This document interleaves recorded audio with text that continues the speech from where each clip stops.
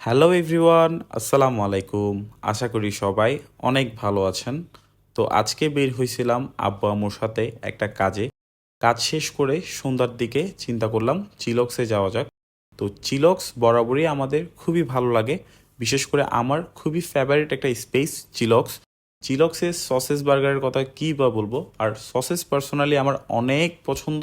তাই আমি যখনই যাই সসেস বার্গারটাই ফার্স্টে অর্ডার করি। তো আজকে অর্ডার করছিলাম সসেস বার্গার, সাথে অর্ডার করছিলাম ফিশ টোস্ট।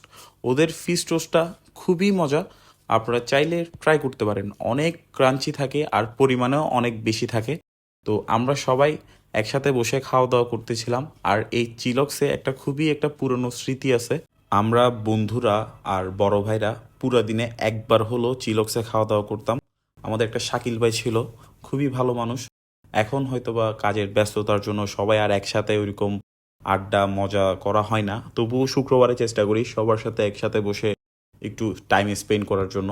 তো আজকের ভিডিও এতটুকুই। আমার ভিডিও যদি ভালো লেগে থাকে সবাই লাইক কমেন্ট শেয়ার করে দিবেন। সবাই ভালো থাকবেন। আল্লাহ হাফেজ।